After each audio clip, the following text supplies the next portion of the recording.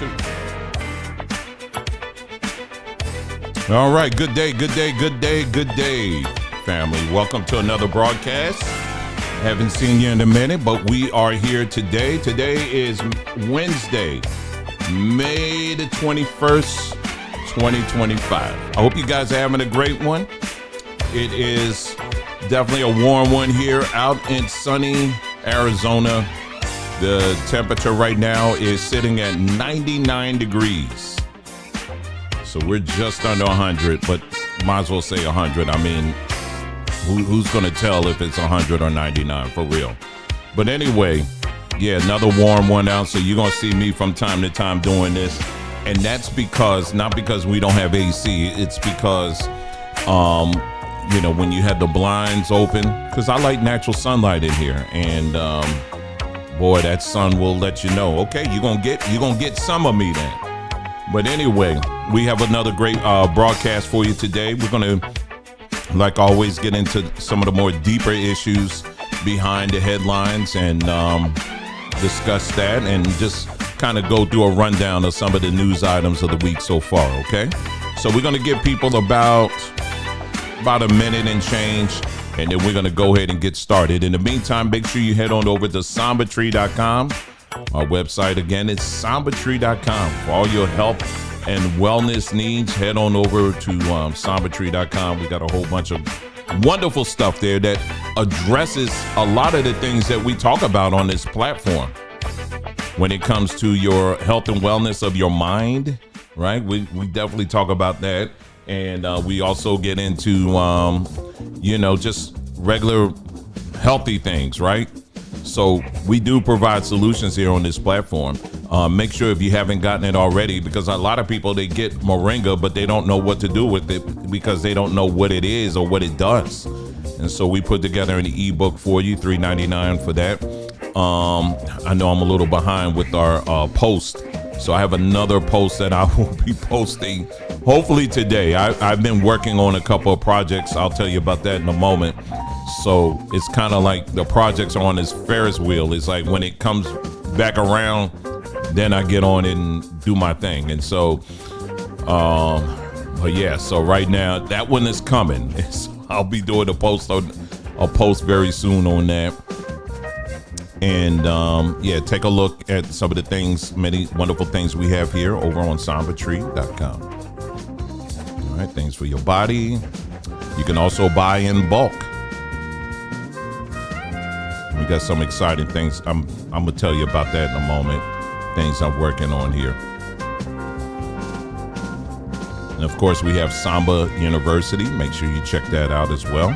For those of you who are seriously thinking about getting into ChatGPT and really understanding the basics, we have a class already done for you. Just click download and you're already in the class. It's got the video. You get a book to go with it. If you're looking into getting the AI artwork, it's not just simply just putting in a few prompts and that's it. You got to know, you got to be very intentional in what you're putting in. And we guide you with that. We give you the basics for that. You also get a wonderful cheat sheet for that. We also had the big black book of AI prompts. That's $19.99. You definitely want to get that as well, because everything from starting your own school to building businesses to just doing school projects to doing science projects, whatever. This is a great tool here that we have. Again, it's all over on our webpage, which is Samba Tree, and then head over to Samba University. All right, so you got that and many other things as well. So make sure you check us out over there, and we're going to go ahead and get started. So again, welcome. Hope this week has been pretty good for you. I know it's been okay for me. And, they try, it's just, problems, little curveballs try to come. But this time we was able to jump on top of those curveballs and take care of it very quickly. So we were good, this week. Other than that, it's been fine. It's been pretty good. Watermelon season. Watermelon season. Are you guys seeing the seedless watermelons around your neighborhood? I hope you're grabbing one. Don't be all acting all shame and all of that. No, you better not. That's part of your history. and it's a part of your history you should be proud of. Yeah, it's watermelon season definitely out here. And it was funny. I was in Sprouts yesterday, and I do what I normally do when I'm picking the watermelon, and I'm knocking on it, hearing for that sound, and then also turn it over and making sure it's got the spot is there. Sometimes it's, as long as you're getting that sound, it's okay. But the spot, if it's, that could be either here or there. That that's another indicator that you got a good watermelon. And so I'm doing that, and this black lady walked up to me, and she was like, "Wait a minute, now tell me exactly what you're doing here." And I was like, "Wait a minute, you don't know?" I didn't say that. I didn't say that. but yeah, I helped. I told her, I showed her how to do it. And I said, "Okay, now here's one here. Listen to this one." And I said, "Now you see how there's a thud to it. Yeah, you don't want to do that because it's probably overripe." And I kept digging. Sometimes you got to go down, man, because the ones at the top, sometimes they just don't. Yeah, they be overripe. So sometimes you got to go down, but sometimes if you go too far down, yeah, those things be rotten. Sometimes they be leaking. I'm like, whoa, what's all this wet? And so you got to be careful. But anyway, but yeah, we have been on that, and I think we officially grabbed the last of the oranges that are out here, and the grapefruit. That's just in-house. I got like 60 oranges. That's just for the house. I got that, and I got grapefruit as well, and been doing that, trying to do that every day. And those oranges are good. Those oranges are good. These last oranges, man, these I wish we were selling those, man. They were good. I still got plenty of them though. But those things were good. They good. Okay, they good. And they good. But yeah. So fruit. Make sure you get your fruit. And yes, I know you got to get your veggies too. I need help with that. It depends on the veggies though. But definitely get your fruit in. And watermelon as well. This is high in a lot of things that our bodies need. One of the things is magnesium. A lot of us are deficient in magnesium. And that is something that you definitely need to have as a daily part of your life, magnesium. And that's going to be part of something that I'm going to share with you just in a little bit. I've been talking about it a little bit. But first, I'll just give you a rundown again, what we're going to be talking about. If you've been on social media, you've seen and heard about the whole thing about the plantation house that caught on fire, and people are all over, usual suspects. You got one side that's talking about the ancestors, they ain't playing now. They serious. The ancestors, they sending a message. Will someone tell the ancestors that y'all about 400 years late even then? Over hundreds of years later, they finally show up, if that's the case. I know some of y'all don't like me talking like, but it's true. It's true. Come on, slavery been over. And now the best strike is to hit a plantation house. Ain't nobody working there. It's a museum now. And finally, they done came through. Same thing with the religious folk, with the whole, the Most High, he's trying to send a message. I told you, he's sending a message. He's sending a strong message here. And I'm sitting up there like, slavery been over. Ain't nobody there anymore. I mean, we done moved up now. What's the message here? But my brother, there's a deeper meaning. Excuse me. There's a much deeper meaning though. And it's like, okay, whatever. But anyway, we're going to talk about that. We'll touch on that. But there's also been something else that has been going on as well. And this is a story that people have been following with these inmates. My. Anyway, so I try to look at things as they are, right? When I see the news story, and then I'm like, okay, is there something else in this? I mean, you try to learn, from even some of these, crazy stories as well. Is there something in that or whatever? And there is with this one. So we're going to talk about that. We're also going to get into, let me see what else I have here. Let's see.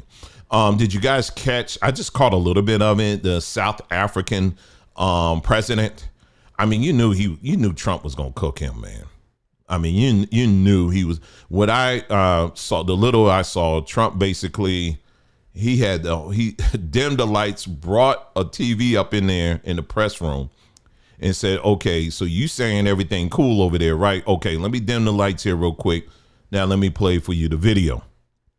He rolled the video and, all of them, everything that's been said is going on over there. It's, he's showing it. And then the president's response I saw so far has been, well, what we need is money. If we get more money, then it helps with jobs over there. I'm not playing. The South African government, he's saying that if the United States will send more money over to South Africa, then this wouldn't be a problem. Now think about that for a second. This is your president. This is the president of your country going to another country. Y'all got all that thunder in your chest about how the imperialistic United States and how evil the United States is and all this stuff, right? You say all of that on home base, but then you come to the United States and it's like, well, if you can, the only way we can stop killing each other is if you just send us some more money, then we will stop doing that.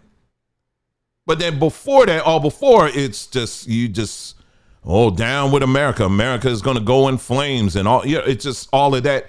And this is what I be trying to understand. I don't get it. You bring this up to people get mad at you. They get mad at you when you bring this up, but it's true. It's true. Okay, then run your own farms then. Okay, then run your own farms then. You've seen the stuff I posted. I just posted something on our community page. Let me bring it up. This was the other day. Right here. And this was an article that was, it was back in 2011. 2011. And I'll bring it up here for you. 2011, for those of you who didn't catch this. Black farmers in South Africa cash in by selling land given to them by the government back to whites who originally owned the farms. This has been going on. They said, and this is an excerpt, and I gave you a link to the entire article, but it says, but yesterday, the country's Minister of Land Reform admitted that many of the new black farmers have simply resold their land back to the original owners. They said black farmers have resold nearly 30% of the white farmland brought for them by the government. He said the government brought land and handed it over to aspirant farmers who then sold it again, in many instances, back to the original owner. Why is it that when I bring this stuff up, people get quiet? I don't understand. It's amazing. It's amazing. It's amazing. Anyway, here's another video. You remember I've been saying to people, I said, trying to remind people of the history. That's a case in point right there.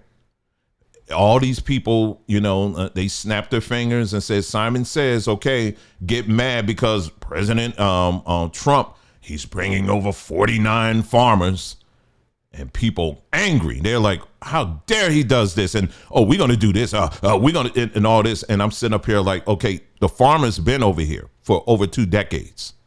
Over 2 decades. White South African farmers have been in the United States for over 2 decades. And yeah, they've been replacing the jobs of many black farmers that have been there.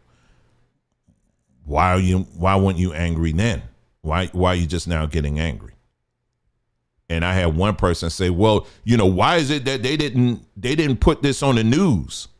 It's been in the news. You just don't read. Anyway, remember I told you, I've been telling people, I said, reminding people, I said, listen, what's going on? Oh yeah, big shout out to everybody in the chat, by the way.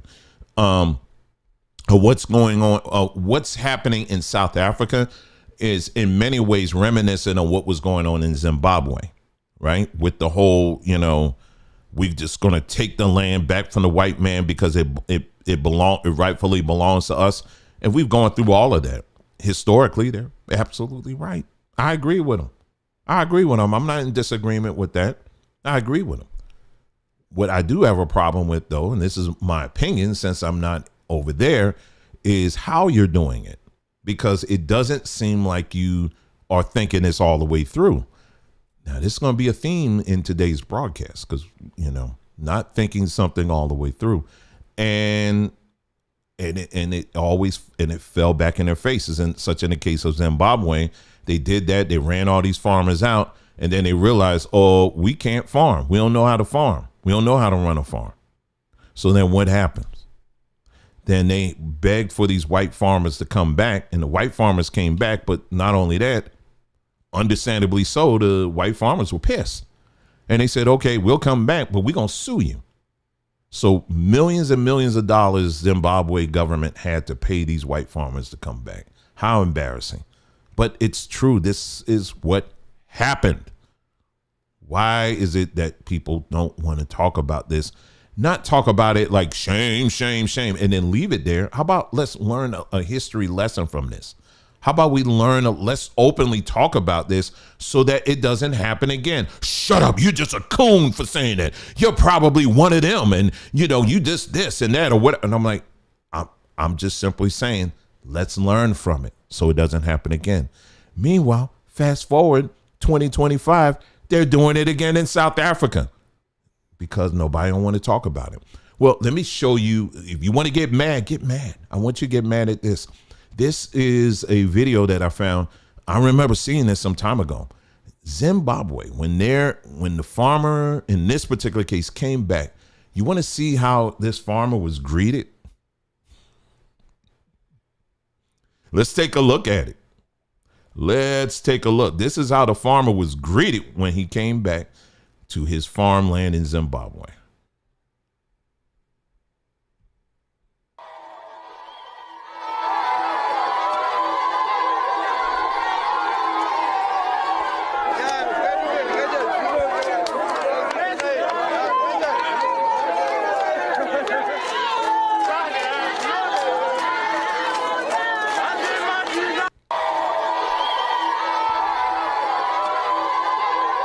Don't get mad at me. I know it pisses you off. And I'm like, dang, I saw that. I was just like, wow. But the thing is that, okay, you look at it, you see, okay, what lessons can be learned from that? Well, there's a number of lessons that can be pulled from that. We've talked about that as far as learning to, farm yourself. Number one, you would think that, they would have that knowledge, but clearly, unfortunately, it's been demonstrated, and this doesn't speak for all Africa. We're just speaking in these particular cases here, South Africa and Zimbabwe. There is a deficit there, but not only that, there's a gross amount level of corruption within those governments that have to be addressed. And if people are too afraid to address them, those problems are going to continue to happen, right? And so this is what South Africa, in their case, here you have the president coming over here to the United States and basically begging for money. I mean, that says a whole lot, especially about the whole BRICS situation, because BRICS was looking like it was very formidable and it was going to be the thing that's going to stand up against the United States and all of that. But one of your members is actually coming to the United States begging for money. So what does that say? So anyway, there's a lot, I'll follow up with that story and see, what's going on with that. But so far, I mean, it just looks quite embarrassing for South Africa, unfortunately, and, fortunately, he does not represent all the good people of South Africa, but, there are a lot of people who do support that. Anyway, moving on here. Let me mention to you about our Well, one of the things I'm working on here, is if you've been following us on our community page, but also the last broadcast I did, we spent a great deal of time talking about the importance of literacy. I know that's a boring topic for many people, but this is the foundation. This is the bedrock of really having a civil society, learning how to read, knowing how to read. And unfortunately, we're in a day right now, in a time where it's not prioritized, because now we have machines that will do it for us. Here's an example here of an individual. Let me show you this article here. This is back in last year. This Harford public high school grad can't read. Here's how it happened.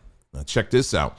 When a 19-year-old Alicia Ortiz told Hartford City Council members in May that the public school system stole her education, she had to memorize her speech. Ortiz, who was a senior at Harford Public High School at the time, wrote the speech using the talk-to-text function on her phone. She listened to it repeatedly to memorize it. Hey, Wanea, see, Wanea's in the house. Okay, good to see you. That's because she was never taught to read or write. Despite attending schools in Harford since she was 6, this girl's 19 years old, and she's been in Harford since the age of 6. So miss me with the whole, they just want to come and assimilate stuff. There ain't nowhere in the world you're going to be in this country all that time and you can't read or write, and you're in a public school and you still can't read or write.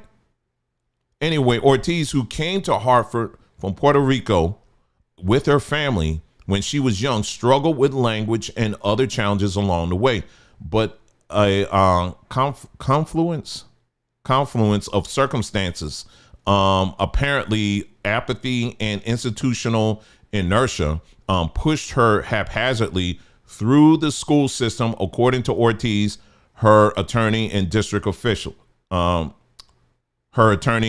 district officials. They don't mention anything about parents, but yeah, they don't mention anything about parents, but it's the system.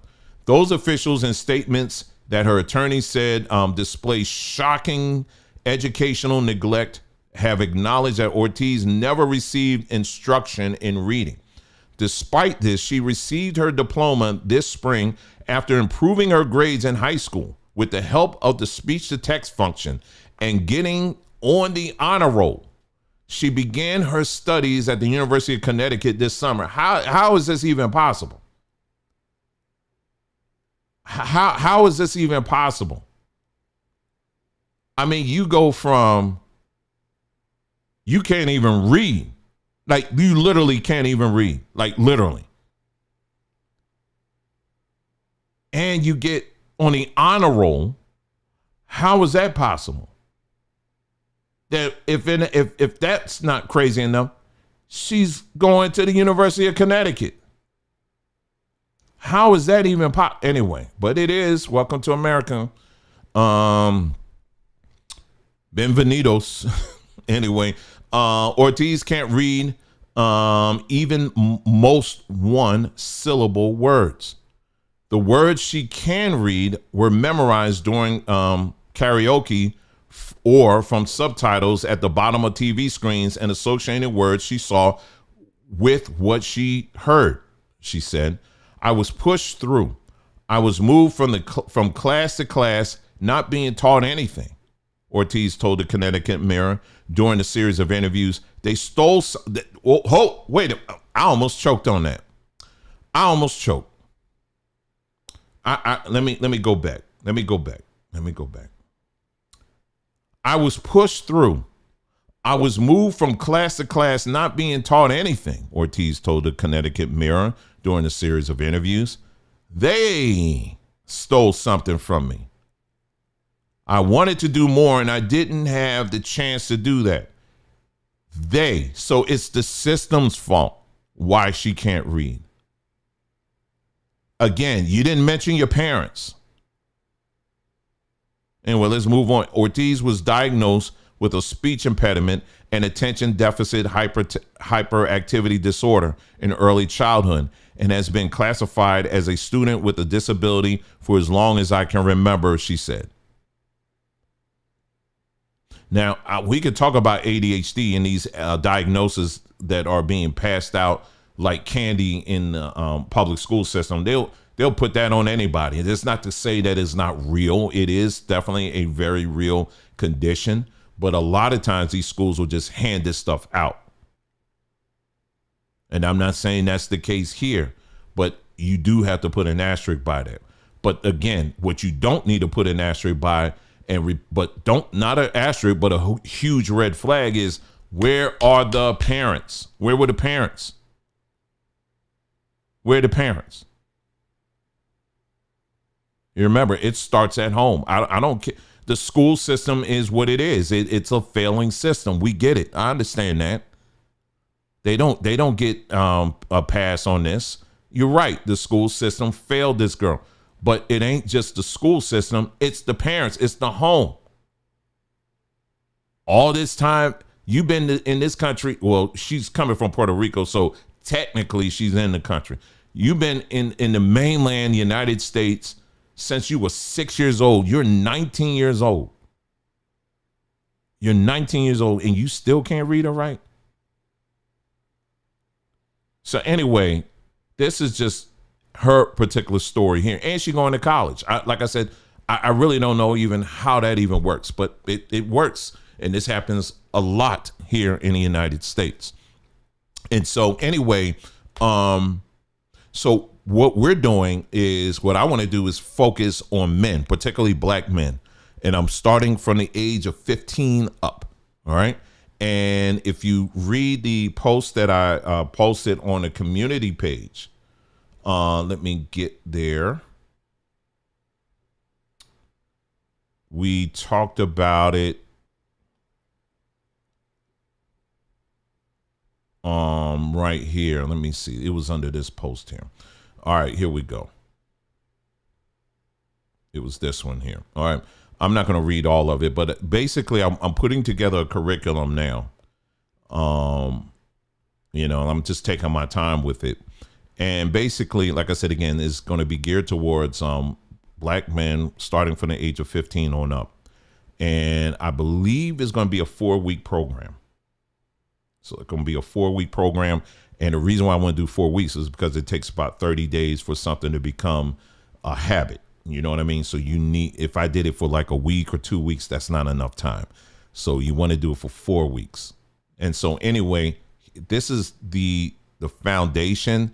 The pillars, they may change a little bit, or, I may tweak it here and there, but these are the foundations of it.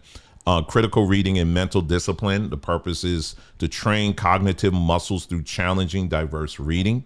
Number 2 is brain nutrition and food for focus. Introduce brain boosting foods rooted in science. Number 3, movement for mental power. The purpose is to show how movement directly impacts brain health, mood, and memory. And then number 4, herbs and neural supporting plant education.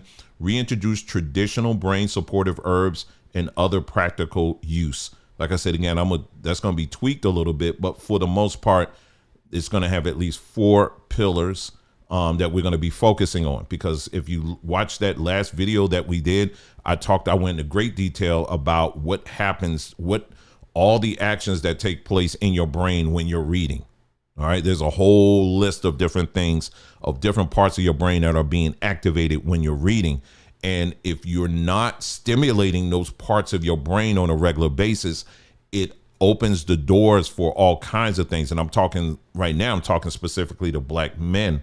One of the things is you become hypersensitive, in other words, someone says something to you, and because you can't, that part of your brain has not been exercised enough to determine, okay, they were just making a comment. It wasn't a call to arms. I mean, like literally, this is why you see the vast amount of shootings and stuff that take place, particularly amongst black men, is because a lot of black men aren't being challenged in their brains, particularly that part of their brain that reasons and processes things. You know what I'm saying?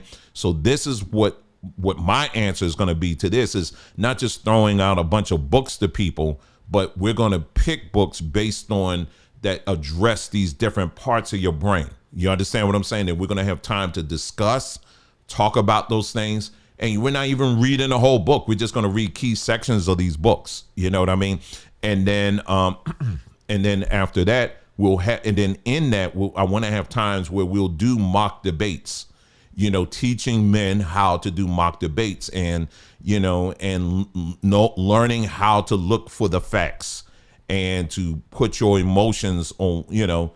Teaching you that emotions are good, but also keep focus on the facts.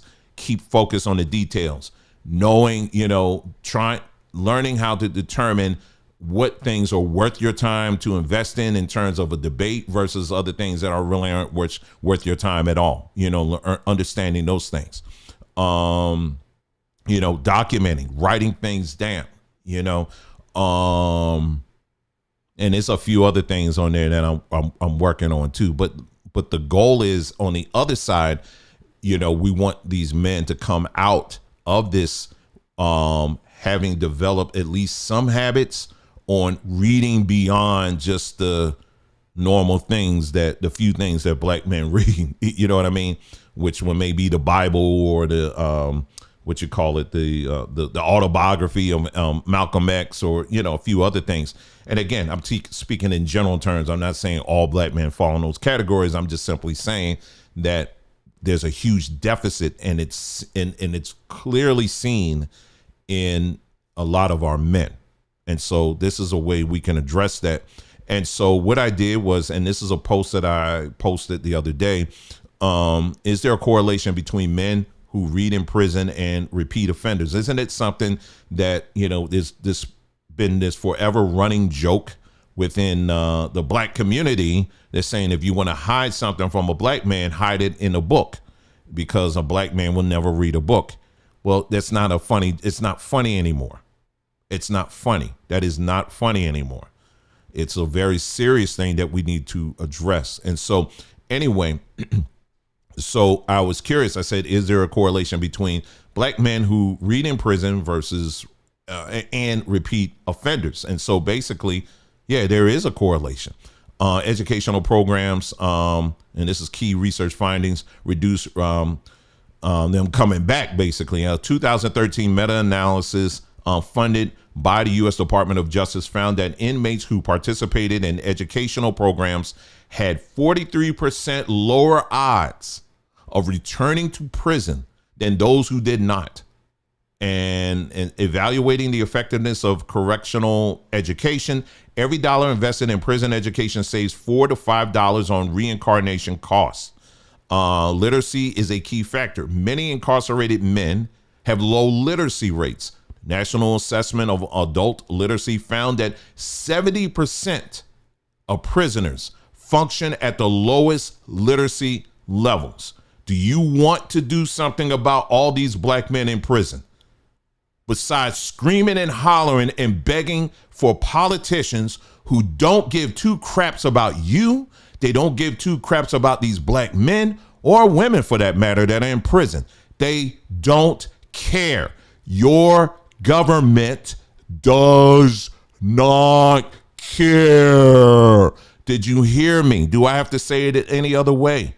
They don't care. Stop expecting the government to love and to embrace and cry with you about this issue. That's not going to do it.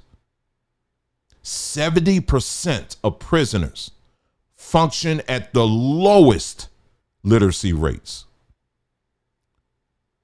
And they said improved literacy rates have been linked to better decision making, increased employment post-release, higher self-efficacy, less susceptibility to manipulation and groupthink.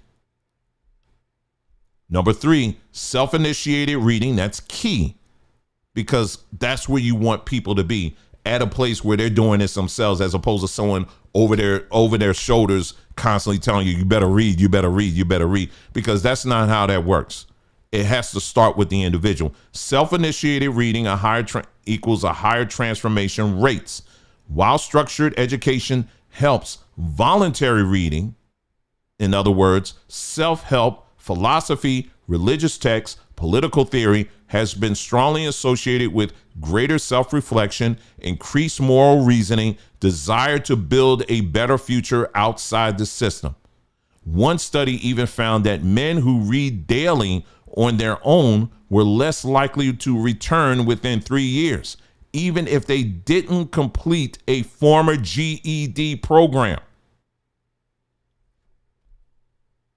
You want to help the black men in prison? You want to do, how about we do a 5-hour video and talk about how, the government is just, they just locking up our black men just left and right. And, they just snatching them off the streets and all that stuff. No, that is not what's happening.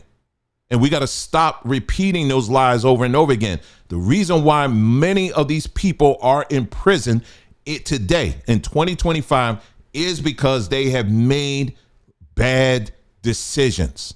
They made bad decisions. They made bad choices. That is why they are in prison today. Okay? Miss me with the whole, and now you got the Hebrews out there. It's the curse. Black people are cursed. Go jump in the lake with that. No, they made very bad decisions, period. Is there racism out there? Yes, there is. Is there within the system, do we see it tilted against black men? Yes, we do. But as you can see, there are many black men who aren't in prison. In fact, most black men aren't in prison. If you know to look at how to look at the statistics, most black men are not in prison. There are a lot of black men in prison, but it's not most black men are in prison. That's not true. So how do we solve this? You have to focus on correcting how we think. And that's what we're going to attempt to do here on this platform by focusing on that, focusing on our men starting from the age of 15 on up to try to get them thinking, processing. And I'm going to have one section on already on religion. We're going to spend 1 week learning how to either to communicate your belief or to debate against it. Either way, you're going to be taught how to look at it from different angles. It is not to persuade you to be someone that doesn't believe the Bible or to persuade you to believe the Bible. It's going to teach you how to look at this thing from different angles, and you make the choice. Reason why I think that's very important, particularly for black men, is because there is an increasing amount of black men. I know there was a study that just came out recently. They said more and more, what they said, not Gen Xers, Gen Zers, I think they said they're heading back to church. Oh, there's a revival that's coming now, right? But when it comes to black men, there are a lot of black men, straight black men, let me just make that clear, who are saying, no, I don't want to have nothing to do with the church. Well, there's a reason for that. You're not going to, if your strategy is we got to preach to them more. No, men don't want that. You understand what I'm saying? Men do not want that. That is not what is needed. A lot of these men have a lot of questions, but they're in that religious system. The religious system tells them to sit down and shut up and let the women and the LGBT people take over. That's what they want. And so meanwhile, straight men, we got to sit back and don't say anything. Well, we need to create a space where they can hear each other out and they can feel that, hey, it's okay to have questions. If you have questions, great, good. It's okay. That's your brain working. We want your brain to work. And so we want to create an environment where they feel comfortable enough where they can ask questions. So that will be a whole section. That's going to be just initially, as I was putting this together, that's going to be just 1 week we just spent on that. And the goal is going to be for them to start thinking even through that, because we want men to know how to use their minds, So, yeah, so stay tuned for that. And that leads perfectly into what we're going to be this next story here, this whole story about the whole inmates. And that just reminded me so much of this story, with these inmates who decided that they were going to break out of prison. Okay, well, you're going to get out of prison. Okay, cool. But, I don't know. I mean, I don't know how many movies I've seen. I'm sure many of you have seen the same movies. And, usually when there's a prison, when you break out of prison, it's usually something, I don't know what they call it. It's usually a plan that goes with that, right? There's usually a plan that goes with it where you plan, okay, when we get out, we're going to go to my so-and-so's house. They got a car and we're going to get out of here. We're going to get out of here. Okay. I got a cousin in this state. I got a cousin over in that state. And, and we got our own way of communicating. We're going to get the word out. And the goal is to get as far away from here as possible. In fact, my goal is when I get out of prison, I'm going to have them just take me across the border. You're in Louisiana, dang, on it. All you got to do is go to Texas. All you got to do is go to Texas, man. Go on down south of the border, get across the border. And find your way all the way. Listen, if that was me, I'll be down in Chile. You hear me? I'll be as far south as I could on top of a mountain in Chile. I'm eating chili. How about that? Watching it on TV.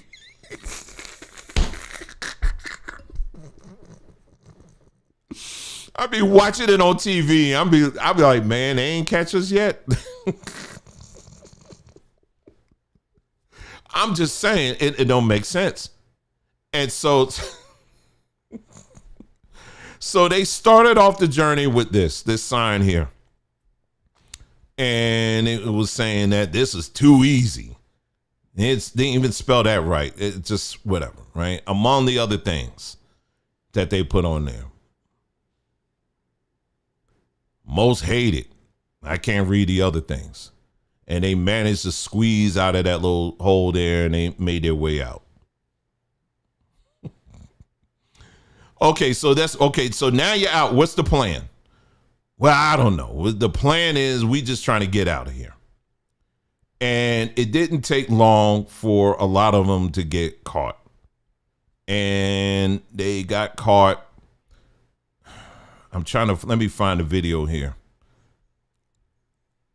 There was one that was sleeping on a bus bench. A bus bench, y'all. A bus bench in New Orleans. So your grand plan was to get out and I'm escape. You're going to go through all of that to escape prison. And they caught you sleeping on a bus bench. A bus bench. All right. So that was one guy. I'm trying to find a video here. Where is it? Inmate. I'll just look for inmate. Let's see. They caught him on a bus bench, y'all.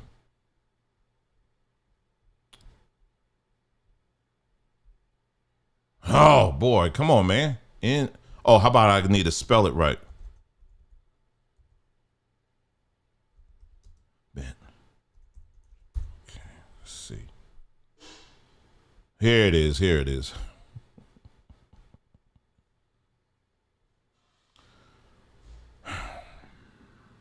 A bus bench, y'all.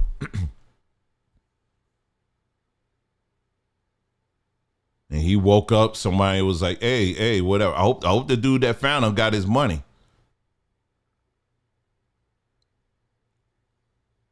Sleeping on a bus bench. Anyway, so that was one dude.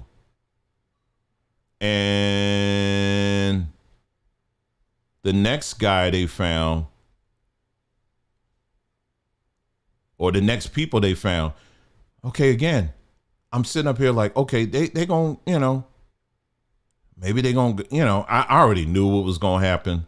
But then I was like, okay, well, maybe, just maybe, they gonna, go a little bit further than this. Man, listen, they went to out of all the places in New Orleans, these dudes picked the place that had the most cameras. I'm sitting up here like, how do you even do this? They picked the place that had the most cameras. This is them right here. They went to the French Quarter in New Orleans, the place that has the most cameras. It's too late, man. It's too late. We're going to go to the place that has the most cameras to get caught. Not in the woods or anything like that. We're going to go to the place that has the most cameras. And needless to say, yes, they got caught. Okay, so right now, I think they're at 4 or 5 or whatever right now. Inmates that they have caught out of 11. And, then you enter into the other dummies.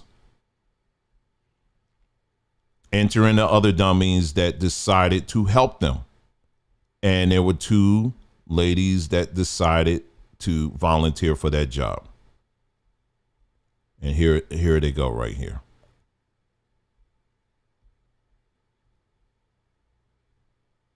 Right here. Both of these ladies decided they wanted that job to volunteer to help them. Well, unfortunately, that didn't work out too well for them. And also, there was another guy that they arrested. I don't know if I bookmarked that one or not, but it's another guy that volunteered for the job to help them as well. He was someone who worked in the prison, and they, you saw on that image, they had to pull up the sink or whatever, and but they needed someone to turn off the water. And so he said, okay, I'm gonna turn off the water. Well, he got booked. He's in his own orange jumpsuit. So I'm showing you this for a reason.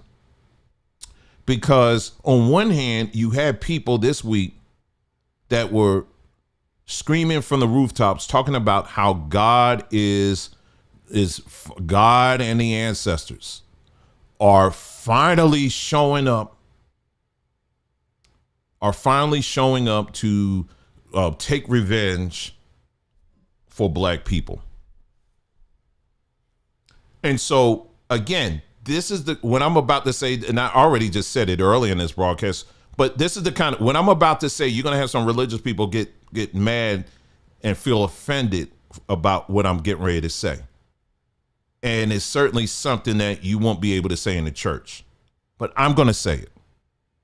Okay. Now, most men, I'm just speaking now, just speaking of men now, women too. And some women got sense too. We're not saying women do not. I'm just speaking just along the lines of what we've been talking about. Okay. So ladies, don't feel like I'm sliding you, because I'm not. Okay. I'm just staying with me. Okay. Most men would just sit up there and in a situation like this would be like, okay,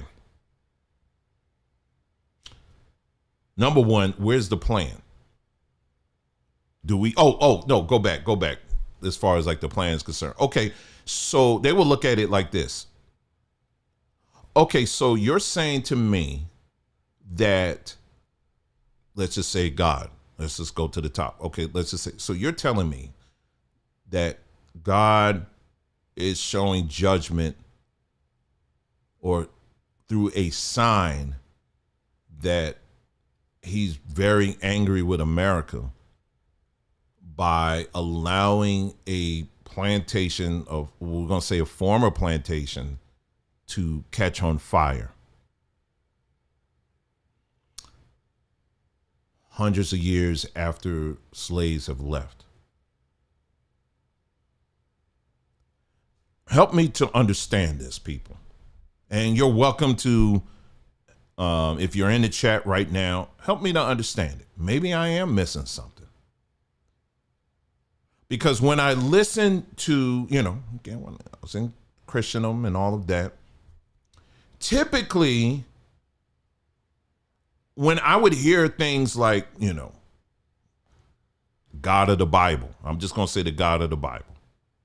He's very angry and he's going to protect his people. He's going to send a message to those and saying, don't you dare touch my people. Typically, it's usually while they're still in captivity. I mean, usually it's then. It usually happens at that time. Typically. I don't recall reading anything where he waited hundreds of years later and says, okay, ta-da! He gonna set it on fire. And it's not even a plant. It's a museum. And the museum probably barely open anyway. I mean, they probably make money on weddings and stuff, if anything now. They're not making anything. So it's been out of the slavery business. So hundreds of years later, now we get a message. And so you got people out there who want to spiritualize and make all this other stuff to it and try to attach to it and try to say, this is what it means. And he's sending a message and all this other stuff. Okay, well, if you can do that for this story, then why can't you spiritualize this part of the story that we're talking about? I mean, I don't understand this. And I'm going to have to keep refreshing this page because of whatever, it keeps prompting me for something here. But new mugshots show 4 recaptured New Orleans inmates now in Angola. Now in Angola. They're going to Angola Prison. And for those of you who are very familiar with Angola Prison, let's put it this way. It's a plantation. They done changed the name of it. It's a plantation. It's a straight up plantation. All you gotta do is do a Google image search of Angola Prison. It's basically a plantation. It's a prison, but they have them out there in the fields picking cotton, picking tobacco, doing everything. Heck, if you look at what they're wearing, they dressed up like in the 1700s. They literally got their 1700 clothes already on. Look at them. Look like 12 years a slave. Well, right now it's do the math. What's that? 36 years a slave, 12 times 4. Anyway, they already got their slave clothes on. So the picture right there telling you where they're going. They're going to Angola. So they're going back to prison. They're going back to slavery, basically. But yet, there's no message in that. There's no spiritual message when it comes to that. But there is a spiritual message when it comes to the plantation that hasn't been used in years as an actual plantation. Oh, that means there's judgment about to rain down. See, you couldn't ask those kind of questions within a religious setting. I don't care if it's Christian or Hebrew or whatever, because they want to get mad. They get mad at it because it challenges the narrative. So they skip over things like this. These dudes, they're going to be in prison for a long time. I know at least 1 or 2 of them, they down for murder. I mean, you ain't getting out for a very long time. And just for added reference, Angola Prison, you know why they called it Angola Prison?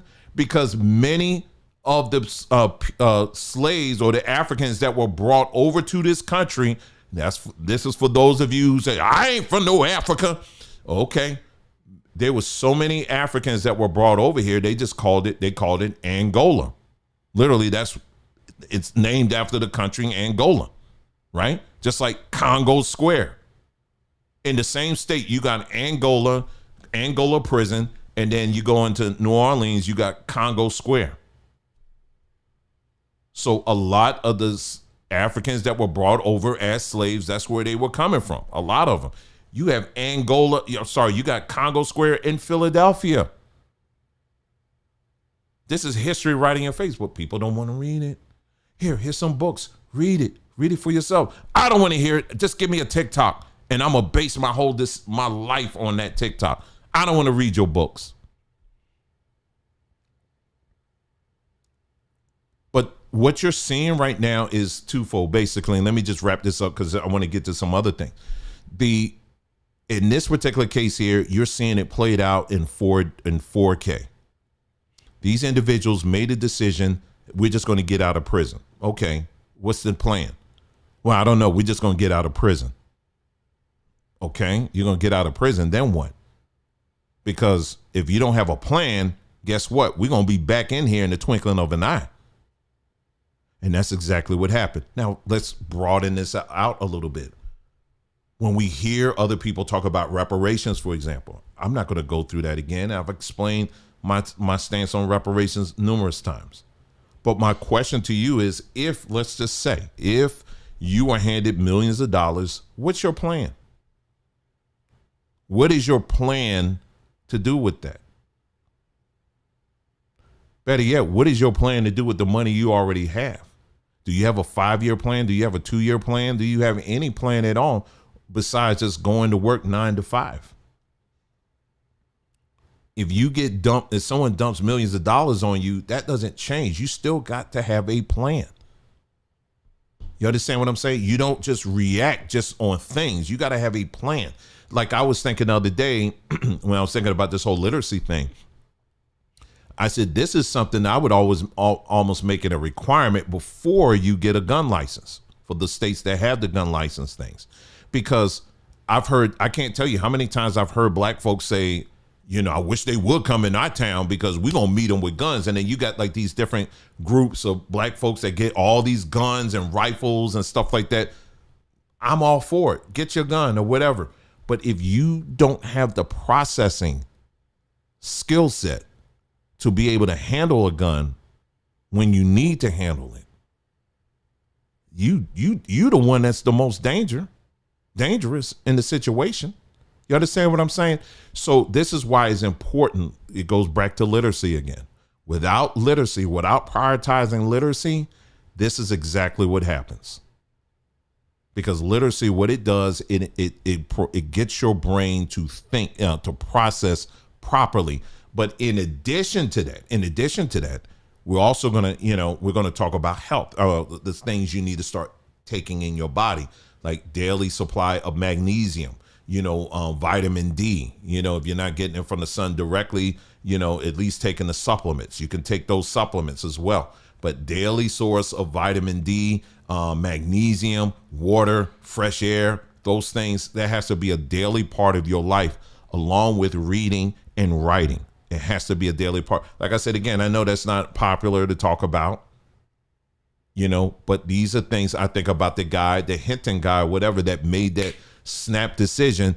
Okay, you killed my son. I'm going to go and find a random cop, and I'm going to run over him and I'm going to kill him. And so people, like we were talking about Phil Scott up here, praising this guy, very short of praising this guy, like, yeah, we gonna do something because it ain't like yesteryear. We gonna, where we just sit up there and we just sing gospel music or whatever. No, these people today, they ain't playing. Right. The people today unfortunately are making some very bad decisions. I think about, I was thinking about this. I said, black folks of yesteryear, when it came to, being called the N-word and all that stuff, you had black folks that would go off on that. But there was a thread that existed within the black community that when you were called these things by them folks or whatever, you had to train yourself not to just react off of that. You had to think that, okay, man, if I react off of this, man, I'm just trying to get home. Okay, that's all I'm trying to do. I'm trying to get home. And I'm trying to get home safe and period. So there was a forced thought process that had to be in place if you were called certain things. Today, we don't have that. This is what I'm saying. We don't have that today. That has been weakened to the point where it's broken. You say anything, you look at someone cross-eyed, they're ready to start a war with you. And this is what I'm proposing. I'm saying we got to get back to training our brain to be a lot tougher when it comes to little things like this. And the way you do that is, one of the ways you do that is through literacy. And that's the thing I want to, and that's what we're going to be focused on this platform. But we want to make it more holistic by not just reading books, but also, the things you take into your body and the whole nine and all of that. And also providing some ongoing support and all that too. So, this is what it takes. And so I thought this thing really taught some lessons here when it comes to, you're going to escape from prison, but don't even have a plan.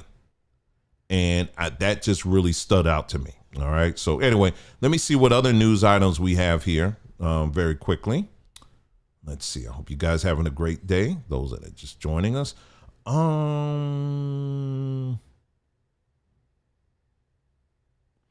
I will talk about this maybe if we have time. I was very interested in if you've seen videos like this.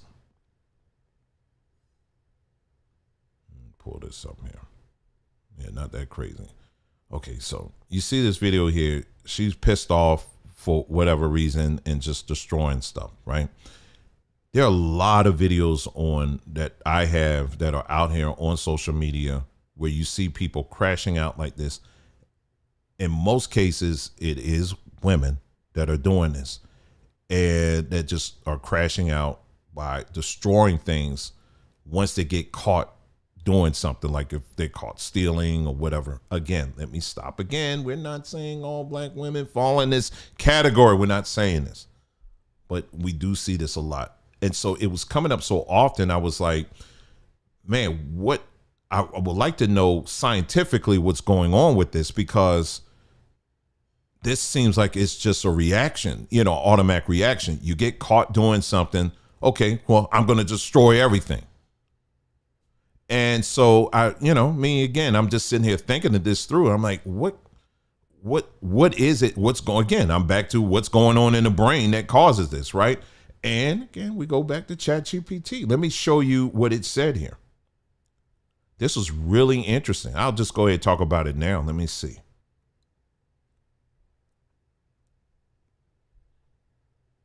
Let me pull this up here. I think you might find this interesting too. Anyway, yes, this behavior can be explained through several psychological lenses, or particularly those who related to defense mechanisms, shame regulation, and trauma responses. Here's a breakdown of what's likely happening beneath the surface when someone reacts violently after being caught stealing. Number one, shame-induced rage. Shame is a powerful and painful emotion, unlike guilt, which says, I did something bad. Shame says, I am bad. When someone is caught stealing, especially in public or on camera, the sense of self-worth is suddenly threatened. To avoid fully feeling this shame, they may lash out. This reaction is known as shame rage, an explosive attempt to destroy the external source of their humiliation. Now, reading this, don't think of that video that I just shared with you. Think about relationships too, because you have oftentimes people who, because there may have been something that someone said in a relationship that so triggered this person, they said, you know what, I'm just going to basically wreck everything. I'm just going to lash out at you. I'm going to lash out at your mama. I'm going to lash out at the people that are looking at me, lashing out on everybody else. I'm just going to lash out. And what that is their attempt to eliminate those triggers so that they don't have to think about what's really broken inside of them. Okay. And so number two, fight or flight response, survival brain.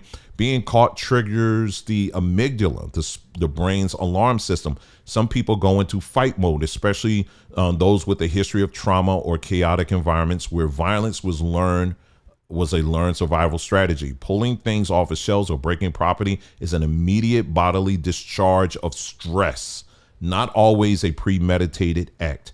Go back to the Mr. Hinton, who just immediately, his son, he finds out, man, they killed my son. They killed my son. What does he do 2 hours later? He jumps in a car and says, I'm just going to run over the nearest cop I see. And so, again, it's This is what's going on in the brain. All right. Number 3, loss of control, regain through destruction. The moment they're caught, they lost control of the narrative or environment. Destroying property because of a symbolic way of regaining power. If I can't have control, no one can. That sounds familiar. This is common in people with impulse control disorders or borderline personality traits where emotional regulation is difficult. Projection and externalization. Instead of acknowledging I messed up, they project blame outward. It's your fault for catching me. Isn't this something we see a lot? I didn't do that. I didn't do that. I didn't do anything. I didn't do nothing. Externalizing the problem by damaging someone else's property becomes a way to avoid internal conflict. And it goes on. It's pretty much some of the same stuff that it's mentioned earlier. Is that when you see people do this all the time, they're always deflecting. One of the ways that comes out is through violence. One of the ways it comes out is through talking down on somebody or trying to immediately destroy your relationship with other people. Because again, anything that reminds you of, that's like a mirror that's showing you what you really look like, you want to destroy it. And a lot of people, unfortunately, in what we call the Black community, this is a really big issue. It really is. And this is why a lot of times when I do bring up stuff, when I'm showing those videos, a lot of people are like, I don't want to see it, because a lot of folks don't want to face the fact that, listen, this is something that needs to be dealt with internally first. If we want to see a real solution, this is where it begins, So anyway, let's move on. But yeah, I was looking at that and still, going to be dig into that a little bit further. Let's see what else I have here. We talked about let's see.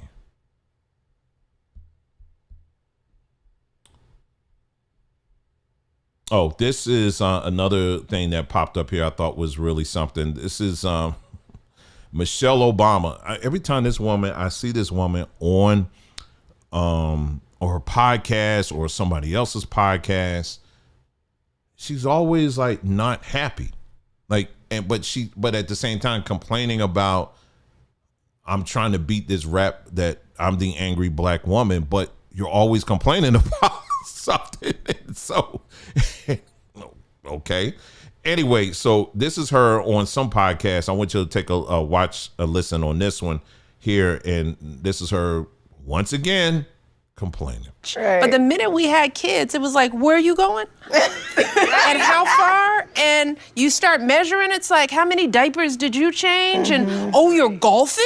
Yeah. Oh, you got time? Oh, you got time to golf? How you at the gym all the time? Why you in my brain right now? I'm like, golfing. That's when all the measuring starts, because you got this project. Yes. And guess what? Little kids, they're terrorists. They are. They have demands. Oh, they don't talk. Right. They're poor communicators. Yes. They cry all the time. They're irrational. They're selfish. They're needy. They're selfish. And you love them more than anything. Oh. Yes. And so see, what I don't like is how she's projecting. I understand what she's saying, that little kids are terrorists. Number one, my children were not terrorists. Now, it may have been your children, but my children were not terrorists. They were not terrorists. So I never looked at our children, at least our children, as some type of burden that I just been saddled with and I just have to deal with and all of this stuff. And it's like, no, they're not that at all. Like I said, again, if your children were terrorists, that's a separate issue that you need to address. But no, children are not. If you communicate in any way that to your children, it can have lasting effects on them, on how they see themselves and their own self-esteem. It does. But this woman stays on this whole message. She stays on this. Anyway, let me let it play out. You can't blame them. No. Right? Because look, they're cute and he's so cute. And look at him throwing his plate. That's so cute. So you turn that ire on each other. Yeah. Right. But the minute we have. And someone brought out, which I thought was a good point, they were like, man, it's like here you don't reach the highest heights of society. Your husband is like the, leader of the free world or whatever, but she's still finding something to complain about. I mean, it's just, I just don't get it. I don't get it. Anyway, let's move on here. Let's see what else. Oh, here's something else here. And this ties in again to the other reason why I have been, I'm talking about this literacy thing here and why that is extremely important. As soon as I get the video up here, the guy that is over OpenAI, there was a video that he just posted here, and I'm trying to find it. And he's talking about how things are radically about to change in a big, big way. And is that under, hold on.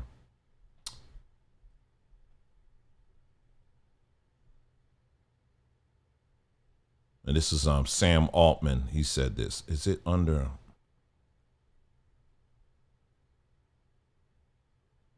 Hold on, give me just a moment. I hate when this happens. Okay, let me see. Oh, I know where it is. I know where it is. I'll put it under. I know where I'll put it. It's under robotics. There you go. Here it is. I want you to take a listen to what he's saying. Now, he's over OpenAI, which is giving us ChatGPT, along with other things that are out there. But I want you to take a listen to what he's saying here. Take a listen here, okay?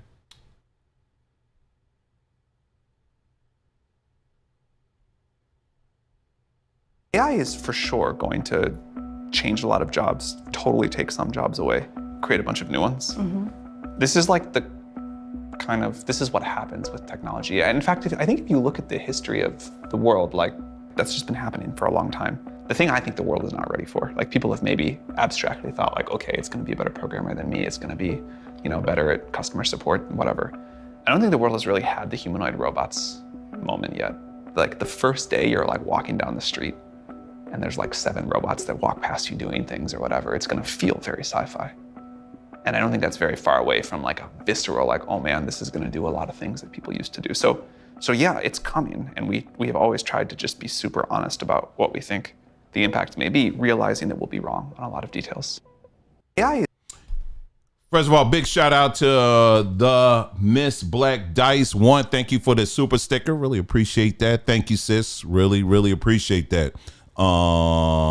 Much appreciation for that. I don't know if you caught what he said. I hate that my daughter says it's called vocal fry when you hear people like, because blah, blah, blah. Ooh, that drives, it's just like, it just sends ripples under my skin when I hear, especially men talking like that. It's like, because, it's called vocal fry. Anyway, what he's saying here is that people aren't really ready for what's about to take place in our world within the next year or so. They're not ready. People aren't ready. A lot of people aren't going to be ready because when we talk about the implementation of AI, there are right now, as we're speaking, thousands, tens of thousands of people right now that are losing their jobs. Tens of thousands of people right now that are losing their jobs. It's happening. All right. And you remember a while back, y'all, for those that follow this platform, what have I always told y'all? I said, you need to make sure. I even gave you a list of companies out here. I said, listen, this is a list of companies that are fully invested in AI and robotics. You need to invest. You need to invest because this is where it's going. Now, I got a little tiny portfolio. Okay, so I ain't got no vast portfolio like that. But I took a look at it today. I'm gonna get 2 sandwiches today. What I am telling you is, that thing went up. It went up because there's different things that are happening like right now. Like Google, they just made some big announcements of all these different things they're doing right now that are now available to everybody. Especially if you're if you got your own business, man. You really don't need anybody now. Google just did something. I think OpenAI just released some things. It's really something. And so, as we discussed the other day, if you are a person that does not like to read, like that young lady that the article that I read to, if you're someone like that, you're going to be left behind. It's just what it is. You're going to be left behind, and you're not going to be able to adapt. You understand? So this is why I'm saying this is the last ditch effort right now, to engage and to get your brain thinking. Ladies, I've been talking a lot about the men, but ladies, you too, challenge yourself in some of the things you read. You know what I mean? And you read about economics, read about, different world leaders or whatever. Even if it's someone that you whatever, it helps you to think, helps you to see how other people think. It helps you to emphasize even, have empathy for some of these people that are out here too, that maybe are doing some great things and all of that. Expand it. And for black folks, listen, everything you read doesn't have to just be black folks. As much as I'm a rah person when it comes to black writers, expand, go beyond that. There are a lot of other great writers out here that are writing about a great amount of things. I'm getting ready to read this book now. It's called The Joy of X. And it's basically explaining mathematics in a very basic, simple way, and how it applies in the everyday life. There's another book on that topic as well. And these are things I would never imagine years ago I would be even interested in these things. But it's not about I'm trying to be a mathematician and all that. But then again, why not? I read these things because I'm trying to exercise my brain to think sharper. I have to think sharper, right? And so even as I'm getting older, I still want my brain to be sharper. And this is the challenge that we're putting together on this platform here. You remember I talked about earlier, I think it was I think I put it in the post, in that post that I read to you the other day about, YouTubers. Because this is one of the things I've been really challenged with, because y'all, I know these videos I do are long. I know. And I try very hard to shorten them as much as I can. I really, really do. I put a lot of effort in trying to shorten them, but it just doesn't work out. And I found out, they said, well, the reason why is because for people who read a lot and you take in a lot of information or whatever, you analyze things a lot, it's going to come out. That's what happens. But YouTube, on the other hand, the way YouTube is designed to meet their goals. I'm talking about YouTube, the company. Their goals is to get as many eyeballs as possible watching videos.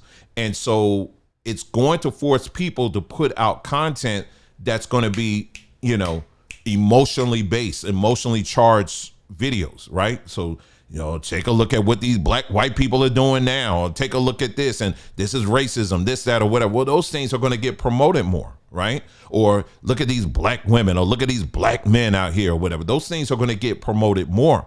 But videos that are more about, getting you to really think things through and to process stuff, those things aren't going to get promoted. And so I realized, I said, you know what? I'm good now. I said, I'm actually good now, because I'm going to put out things that for me, I'm comfortable with putting out. That's it. And just because I'm not meeting YouTube's goals, it doesn't mean I'm not meeting my own goals. You know what I'm saying? And so once I figured that out, once I realized that, I said, okay, I'm cool. And, whoever will hear it will hear it. And if they don't, they don't. It's just simple as that. The numbers do not reflect my goals. So and this applies to anybody, if you have a YouTube channel or you got a platform and you're like this, well, dang, man, why is it that I can't get my numbers up and all that? Well, what are your goals? And I guarantee you, in many cases, your goals are not going to reflect the goals of YouTube. They're not. Because their goals is to get the numbers as high as possible on content that's whatever. You know what I mean? It's not solution-based stuff. They're not based off that. They don't care about that. Anyway, I'm looking. I had some other things here. Let me see. Here's another story that I want to talk about, and I think I'm just going to wrap it up here. A nightmare. A female inmate describes traumatic experience of being housed with biological males. Again, this is the part that a lot of people aren't going to talk about. I'm talking about the 92%. They're not going to talk about this. The 92% and black preachers, they want men to pretend to be women. They want that. They want that. They fight for it. But here's a woman here. I want you to listen to what she's saying her experience was in prison. All right. I want you to hear it. It's pretty rough, but I want you to hear it. All right. She says an inmate at Minnesota's Shakopee women's prison says she's been traumatized by the state's policy allowing transgender identifying males to be housed alongside female prisoners, calling her experience one of the worst times I've ever had to live through.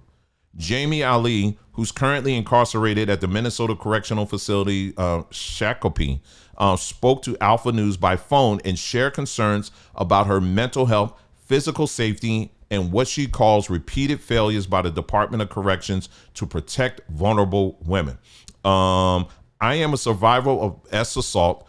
I have been raped 3 times, and Ali says, I've also experienced domestic violence growing up and in my previous relationships. So the whole thing being here with these men has been a nightmare. See, this is the part that they don't want to talk about. This part. They don't want to talk about this part. Ali said in the state's 2023 transgender policy has caused lasting psychological harm in the form of panic attacks, and the presence of biologically male inmates has forced her to isolate even from beneficial rehabilitation programs. I withdrew from every single one of my classes because there are transgenders in them, and it's very traumatic, she says. I've been having panic attacks since I got here. Now listen to what she's saying here. I told you it's going to get a little deep. Ali made a disturbing claim about one inmate, and she named the person, who she said was previously housed in Shakopee and later transferred back to a men's prison. Upon them searching his room, they found bottles filled with semen, Ali alleged. He was storing it up, I guess, get IPs and imprisoned persons pregnant, or to give to them so that they could then therefore try to impregnate themselves. And then she went on to say, Ali explained, had been charged with molesting his 6-year-old twin daughters. She questioned how he was ever approved for transfer. How in the hell would that have been appropriate to put him in an all-women's prison? I mean, somebody make it make sense. She described isolating herself from general population, saying, there's been many nights that I do not go to meals. I stay in my room. Ali says she regularly encounters fellow inmates and biological males, and she named them, who is serving a life sentence for murder, and how he goes by the name of Aurora. He is faced in a living unit across from me, so I see him a lot. She alleged that Servio described graphic exchanges with female inmates. He said, I will let you guys perform that on me if I can get a wig. And then she goes on. It goes on here. So this is the kind of stuff that we on this platform, I got to dig through this stuff to get people to understand why it is we got to talk about some of this stuff so that we can get to the solution on how we can fix it. You understand what I'm saying? And I know every now and then I get somebody, well, every time I come over, you always talking about black women, which I do, but I also talk about men too. In fact, I'm doing a whole thing on that. to address the black men on that, but I got to talk about both. And when I'm talking about both, we're trying to talk about it from a vantage point or perspective on what we can do to fix it. But first and foremost, we have to be honest. We have to be willing to be honest to address these things. You have a whole entire demographic out there that are literally pushing this agenda, and this demographic I'm talking about, when I'm talking about this 92%, they were trying to get someone in office that was going to put what this woman went through to try to make it even worse. We up here trying to protect these women. But right now, what we got to deal with them. And we also got to deal with the church folks who are saying that, hey, it's okay. It's okay to be transgender. We need, they're a reflection of Jesus and all this other stuff, right? We got to contend with that. Meanwhile, the people that are suffering are the women. I saw one statistic. I don't know, I know it's pretty high, but, I went to verify it. They said many lesbians, they said it was upward to like 70% who are in relationships have experienced abuse by other women. Now notice, I'm not sitting up here saying that all women are bad or nothing like that. No, what we're saying is that there are some internal issues that we need to address, and we can address, but we first have to be honest enough to do that. But even before that, you also, once you make up your mind that, hey, listen, I want to get better, you have to begin to separate yourself from these people who have encouraged you to be in that place in the first place, right? That's what we talk about all the time. And if, like I said, again, go back and watch the last broadcast. We talked about what happens in your brain when you stay around people who always want to keep you in first gear. There's literally something that's happening in your brain that it's like the equivalent of you shutting yourself down manually when you do that. So that's why I have to catch myself sometime when I think you feel like, man, why are they always doing, I use us a lot, and sometimes I have to back up. I'm like, no, I'm not including myself in that number. You know what I mean? Some people, y'all just going to have to stay on your own. You understand what I'm saying? So we have to address these things. But what I'm finding is that, unfortunately, a lot of people, they're too afraid, or they just don't want to do it because they know it's going to cost something. And so that's it. I just wanted to talk about those things there on that. Other note, as I'm closing down here, I did finally see that movie Sinners. Yes, I did go see it. I went to go see it, and my quick thoughts on it, I thought it was pretty good. They could have done away with the two. I mean, it was sex scenes, but they ain't show nothing, but it was enough there to be like, oh, okay. But they did not need to have those. They didn't need those scenes. But the movie itself, I would say all the highlights of it, the storytelling, I love someone that can really tell a good story. The story was told very well. I thought the storytellers, they did a very good job in preserving the history. They were talking about, like when they, just talking about how it was living in the Delta and the different people groups were there. You had Chinese people, the black folks, the white folks, and all of that. It's, even though there's vampires in the movie, I wouldn't say it's a vampire movie. You understand what I'm saying? The vampires actually represented something a lot deeper. And I'm not trying to give away too much if you haven't seen it, nor am I really trying to encourage you to see it. If you're like, hey, listen, I don't do that kind of thing, that's fine. I respect that. It's not a requirement. I just telling you what I saw and what I got out of it. They address certain issues as it pertains to these different groups between black folks, the Irish, and all of that, and why the vampires were Irish in the first place and what they were really doing and all of that stuff. I thought it was very creative in how they did it, how they told the story. It also was, I really liked how they captured, what was it that really fueled blues music? When it comes to blues music, there was a scene in there where the older gentleman, he's telling the story about something he experienced as a black man, and it got to be so much. He was like,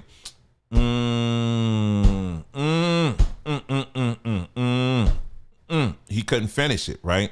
And then that actually turned into a song. They turned it into a song.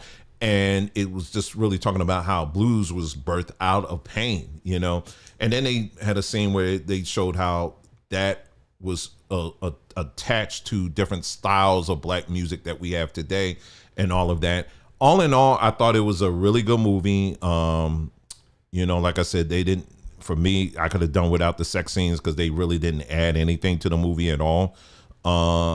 If you could take vampire violence, I think it's a pretty good watch. But like I said, again, I'm not one to tell you if you don't watch it, you're not black enough. I'm not doing that. But I thought it was a well-made movie. I thought they did a very good job with it. All the actors, I thought, did a really good job with it. So if you're interested, I went to go see it on $5 day, because I ain't paying no $15 to see no movie. I'm sorry. But yeah, $5 day. I went to go see it. It was good. It's 2 hours and 20 minutes, I think it is. So it's fairly long, but it's very fast paced. I thought Michael B. Jordan, I thought he did a very good job in his role. But yeah, all in all, I thought it was a pretty good movie. And if you want to see a well-made story that really delves into a part of black history that everyone should know about, that's definitely, I would say, right now on the top of the list. I was also aware you had Christians out here who were upset that they felt that the movie was anti-Christian. And I'm like, the title itself should have kind of given some of that away. I don't know what you were looking for, but no, I didn't get any of that. I didn't get any of it where it was anti-Christian at all. It was just telling the history as it is, and it brought out some very, it brought out some very interesting things. So yeah, it was good, and check it out if you want to check it out. And that's it. I don't know if there's anything else I could say on it, but that's it. So that's it, y'all. That's all I have for you. Thank you so much for tuning in to our broadcast for today. You guys take care. Thank you so much for spending some time with me this afternoon, this evening, and we'll be talking again soon. All right, take care.